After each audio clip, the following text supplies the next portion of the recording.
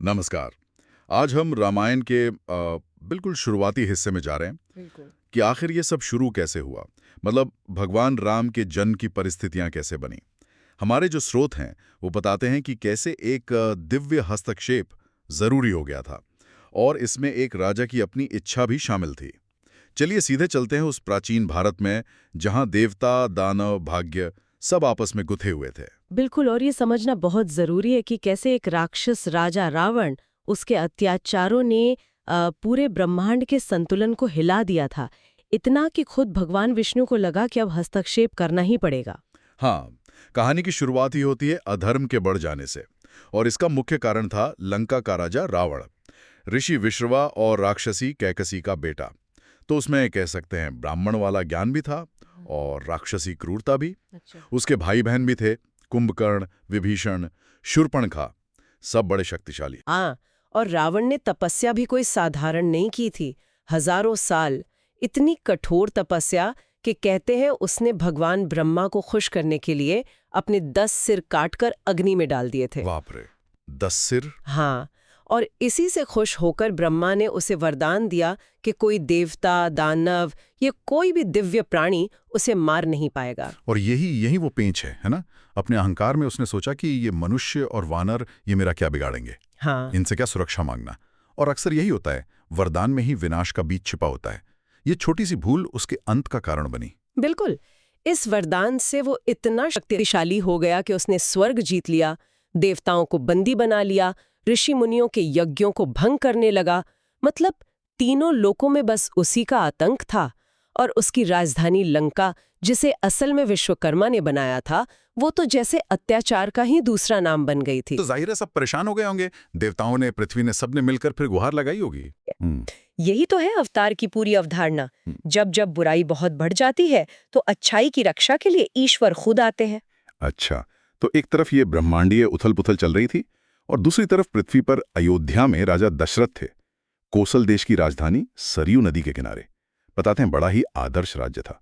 खूब समृद्धि, न्याय, आध्यात्मिकता। हाँ, और राजा दशरथ भी कोई ऐसे वैसे राजा नहीं थे। इक्ष्वाकु वंश के, मतलब सूर्यदेव के वंशज, बड़े योद्धा, न्यायप्रिय शासक। उनकी 3 रानियां थीं, कौशल्या, सुमित्रा और केकरी। पर इतना सब कुछ होने के बाद भी एक बहुत बड़ा दुख था उन्हें। संतान थे और उस समय में वंश चलाने के लिए और खासकर पितरों के श्राद्ध मतलब पिंडदान के लिए पुत्र का होना बहुत जरूरी माना जाता था। एक मान्यता थी कि पुत्र ही पितरों को पुतनाम के नरक से बचाता है। तो ये उनके लिए सिर्फ एक व्यक्तिगत इच्छा नहीं, एक धार्मिक कर्तव्य भी था। सही कहा। तो इस दुख में उन्होंने अपने कुलगुरु महर्षि वशिष्ठ, उनसे सलाह ली। गुरु वशिष्ठ ने पहले तो अश्वमेध यज्ञ करने को कहा। ये एक बहुत बड़ा यज्ञ होता था जो राजा की शक्ति और संप्रभुता दिखाता था। उसमें एक घोड़ा छोड़ा जाता था साल भर के लिए। हाँ, सुना है इसके बारे में। और फिर उसके बाद विशेष रूप से संतान के लिए उन्होंने पुत्र कामेष्टि यज्ञ करने की सलाह दी। जैसा नाम से ही जाहिर है, पुत्र की कामना से किया जाने वाला यज्ञ। और इस यज्ञ को करवाने के लिए एक खास ऋषि को बुलाया गया, ऋषि ऋष्यशृंग। वो अपनी पवित्रता और आध्यात्मिक शक्ति के लिए जाने जाते थे। अच्छा, तो ये खास यज्ञ शुरू हुआ। फिर क्या हुआ? जब यज्ञ अपने बिल्कुल चरम पर था, मतलब आहुतियां दी जा रही हैं, मंत्रोच्चार हो रहा था, तब अचानक यज्ञ की अग्नि से एक दिव्य पुरुष प्रकट हुए। मतलब अवतार। बड़े तेजस्वी थे, दिव्य कपड़े गहने पहने हुए, और उनके हाथ में सोने का एक बर्तन था जिसमें दिव्य पायसम था। मतलब एक खास तरह की खीर कह सकते हैं। वाह, सीधे अग्नि से। हाँ, सीधे अग्नि से।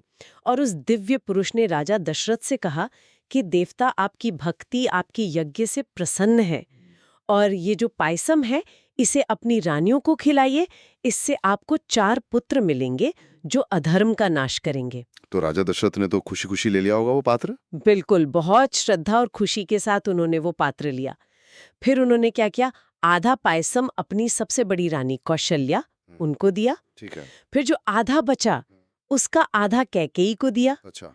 और फिर जो आखिर में बचा उसके 2 हिस्से करके कौशल्या और कैकेयी दोनों के आग्रह पर सुमित्रा को दिया गया।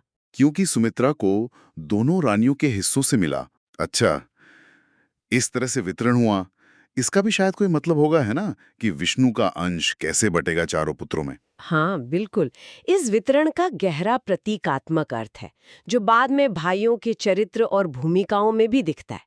खैर, पायसम ग्रहण करने के बाद जल्दी ही तीनों रानियों ने गर्भ धारण किया और पूरी अयोध्या में जैसे खुशी की, एक उम्मीद की लहर दौड़ गई। तो इस तरह से एक तरफ ब्रह्मांड की जरूरत, रावण का अंत करना, और दूसरी तरफ एक राजा की अपनी गहरी इच्छा, पुत्र पाना, ये दोनों चीजें भक्ति और अनुष्ठान के जरिए एक साथ आईं और भगवान के अवतार के लिए मंच तैयार हो गया। बिल्कुल। यहाँ ये देखने वाली बात है कि कैसे भाग्य, जैसे विष्णु का वचन था या रावण के वरदान में वो जो चूक रह गई थी, और कैसे मानवीय कर्म, जैसे दशरथ की भक्ति थी, ऋषियों का अनुष्ठान था, इन दोनों ने मिलकर एक नतीजा तय किया। ये वाकई सोचने वाली बात है कि ईश्वरीय इच्छा और इंसान की कोशिश, इनका आपस में क्या रिश्ता है, कैसे ये दोनों मिलकर काम करते हैं। शायद रामायण की ये शुरुआत हमें इसी बड़े सवाल पर सोचने को कहती है। सही कहा। इस पर विचार जरूर किया जा सकता है।